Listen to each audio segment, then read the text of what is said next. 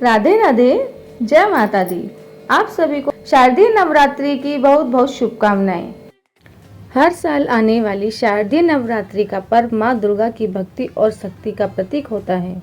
शक्ति की साधना के इस पावन पर्व में देवी के 9 स्वरूपों की पूजा होती है और हर घर में माँ भगवती के स्वागत की तैयारी होती है। नवरात्रि के पहले दिन घट स्थापना के साथ इस महापर्व की शुरुआत होती है। आमतौर पर नवरात्रि 9 दिनों की होती हैं। गुप्त नवरात्रि 10 दिनों की मानी जाती हैं, लेकिन इस साल 2025 की शारदीय नवरात्रि एक विशेष संयोग लेकर आई है।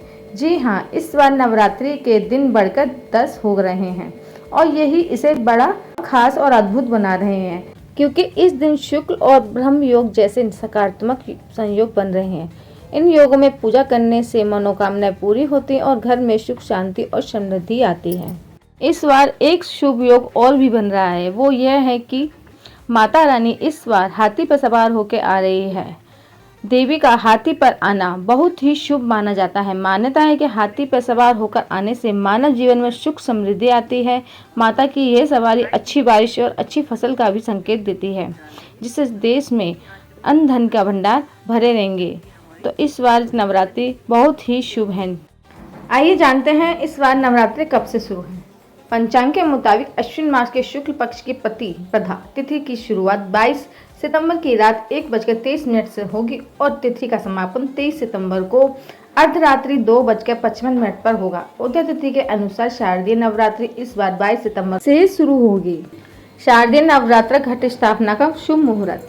ज्योतिषाचार्य के मुताबिक शारदीय नवरात्र के पहले दिन घट स्थापना का मुहूर्त सुबह 6:09 से लेकर सुबह 8:06 तक रहेगा। ऐसे में कलश स्थापना के लिए कुल अवधि 1 घंटे 56 मिनट की होगी। वहीं अगर किसी वजह से आप सुबह मुहूर्त में कलश स्थापना न कर पाए तो आप अभिजित मुहूर्त में भी कलश की स्थापना कर सकते हैं, जिसका शुभ मुहूर्त है सुबह 11:49 से लेकर दोपहर 12:38 तक रहेगा। घट स्थापना की संपूर्ण विधि। घट स्थापना से पहले घर और पूजा स्थल की सफाई करें। सुबह स्नान करके साफ कपड़े पहनें। अगर संभव हो तो बिना सिलाई वाले वस्त्र पहनें। अब पूजा स्थल पर उत्तर या पूर्व दिशा की ओर मुंह करके बैठें। कलश की तैयारी के लिए मिट्टी में बालू और 7 प्रकार की मिट्टी मिलाकर छोटा चबूतरा बनाएं। कलश को साफ करके उस पर स्वास्तिक बनाएं और सिंदूर लगाएं। कलश के गले में मोली बांधें और उसमें जौ और 7 अनाज रखें। फिर उसमें 7 जल भरें। साथ ही चंदन, फूल, सुपारी, पान, सिक्का और सर्व औषधियाँ डालें। अब पंच पल्लव रखें। एक मिट्टी के बर्तन में चावल भरें और उसे कलश के ऊपर रखें।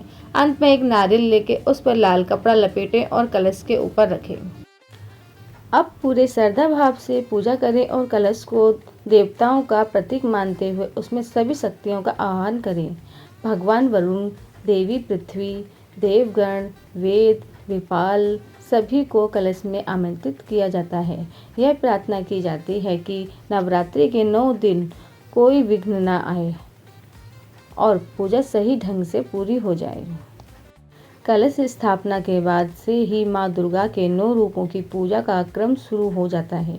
हर दिन अलग अलग रूपों का पूजन किया जाता है। नवरात्रि के पहले दिन माँ शैलपुत्री की आराधना होती है। नवरात्रि के न सिर्फ पहले दिन बल्कि पूरे 9 दिनों में माँ भगवती के सामने दीपक जलाकर धूप दीप और नैवेद्य अर्पित करें।